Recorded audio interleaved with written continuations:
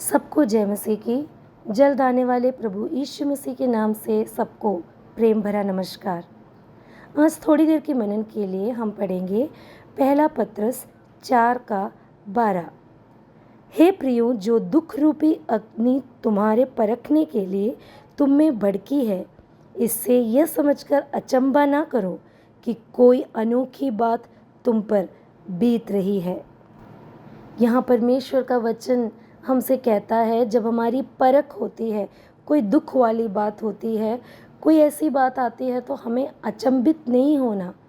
जब हमारा विश्वास परखा जाता है, हमें डरना भी नहीं है, क्योंकि हमारा प्रभु यीशु मसीह, जिसने हमसे वायदा किया है कि वो हमें कभी छोड़ेगा नहीं, कभी त्यागेगा नहीं, वो प्रभु यीशु मसीह सदैव हमारे साथ है। वो सदैव हमारे हर परीक्षा में, हर जगह पर हमारी मदद करने के लिए वो तैयार रहता है। शैतान जब परीक्षा लेता है तो वो कोशिश करता है कि हमारे विश्वास को हमसे छीन ले। जो विश्वास हमारे अंदर है उसको हमसे छीनने की कोशिश करता है। शैतान चाहता है कि हम कुछ ऐसी बातों पर विश्वास करें जो वचन से बिल्कुल हटकर हो। जिस वचन को हम जानते हैं उससे भटकाकर वो सांसारिक बातों को हमारे अंदर लाने की कोशिश करता है और हमारे अंदर प्रभु से दूर जाने के लिए हमें मजबूर करने की कोशिश करता है। हम लोग जानते हैं ईदन वाटिका में क्या हुआ था, कैसे शैतान हव्वा से बात करता है, परमेश्वर की कही हुई बातों को लेकर वो उससे बात करता है और किस तरीके से उसको भटकाने की कोशिश करता है। हम पढ़ेंगे मरकुस 4:15। इसमें लिखा है, जो मार्ग के किनारे के हैं जहाँ वचन बोया जाता है, ये वे हैं कि जब उन्होंने सुना तो शैतान तुरंत आकर वचन को जो उनमें बोया गया था उठा ले जाता है। इस वचन को हम जानते हैं, बीज बोने वाले दृष्टांत में हम लोग इसको पढ़ते हैं। अर्थात शैतान चाहता है कि वो हमारे जीवन से परमेश्वर के वचन को हटा दे, ताकि हमारा विश्वास वहीं रुक जाए, हमारे विश्वास में हम डगमगा जाए। इसीलिए प्रियो, इन बातों को जानकर हमें हमारे विश्वास में डटे रहना है। जहाँ पर हमें मना करना है कि मैं ये काम नहीं कर सकती, ये परमेश्वर के वचन में ऐसा नहीं लिखा है, जहाँ हमें मना करना है वहाँ पर शैतान को मना करना हमें सीखना है। ऐसे बहुत सी परिस्थितियाँ आती है जहाँ पर हमें मना करने में थोड़ी हिचक हो जाती है, लेकिन प्रभु का वचन अगर आपसे कहता है कि वो काम गलत है तो वो गलत है। इसलिए हर एक क्षेत्र में जहाँ मना करना है वहाँ मना करना सीखना ही है। शैतान हमारा वचन पर से विश्वास कभी नहीं छीन सकता। वो तभी छीन सकता है अगर वचन गलत हो या परमेश्वर ने हमें त्याग दिया हो। ये दोनों बातें नहीं हो सकती। ना वचन गलत हो सकता है, ना परमेश्वर हमें त्याग सकता है, ना भूल सकता है। कभी कभी हमें ऐसा लगता है कि परमेश्वर ने हमें छोड़ दिया है या वचन गलत बोल रहा है, ऐसे क्यों लिखा है, ऐसे डाउट्स हमारे मन में आता है। तब प्रियो, परमेश्वर पे भरोसा रखना है, उसके विश्वास योग्यता को समझना है।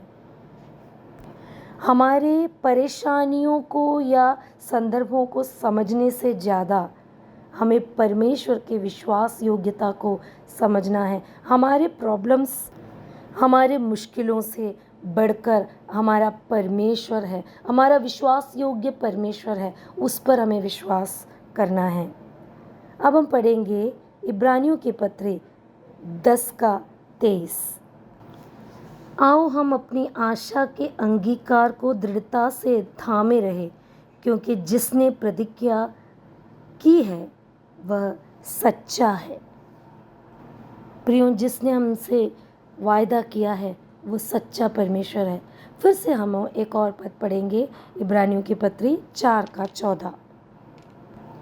इसीलिए जब हमारा ऐसा बड़ा महायाजक है जो स्वर्ग से होकर गया है, अर्थात परमेश्वर का पुत्र यीशु, तो आओ हम अपने अंगीकार को दृढ़ता से थामे रहे।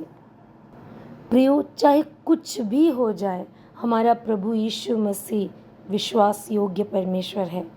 वो कभी झूठ नहीं बोल सकता। हमारी परेशानी हमारी एक लिमिटेड सोच की वजह से है, क्योंकि हमारी छोटी सोच है। हमारी छोटी सोच का नतीजा है जो हमें परेशानी बहुत बढ़कर दिखाई देती है। उस छोटी सोच में हम समझ नहीं पाते परेशानियों से कितना बढ़कर हमारा परमेश्वर है। हमें हमारा भविष्य नहीं पता है, लेकिन हमारा परमेश्वर हमारा भविष्य को जानता है। उसके हाथ में हमारा भविष्य सुरक्षित है, फिर भी हम घबराते हैं। फिर से हम पढ़ेंगे पहला पत्रुस 1:7। और यह इसलिए है कि तुम्हारा परखा हुआ विश्वास, जो आग से ताए हुए नाशवान सोने से भी कहीं अधिक बहुमूल्य है, यीशु मसीह के प्रकट होने पर प्रशंसा और महिमा और आदर का कारण ठहरे। सच्चा यानी जेन्यून जो विश्वास है प्रभु के लिए बहुत कीमती है। जब आप परीक्षाओं पर विजय प्राप्त करते हैं तो आप आत्मिक तरीके से बढ़ते हैं, जो स्वर्ग की भी खुशी का कारण बन जाता है। आपको भी खुशी मिलती है।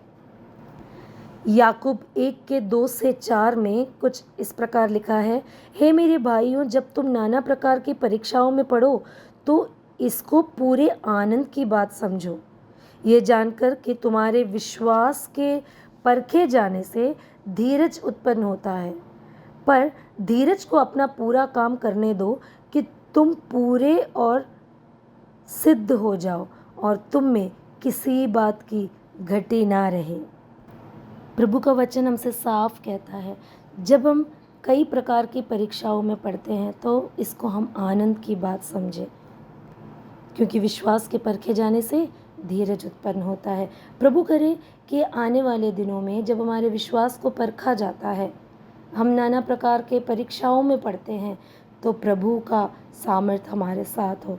हम लोग उस विश्वास में अटल रहे, जिस विश्वास को हमारे अंदर हमने रखा है उसको शैतान छीन न पाए।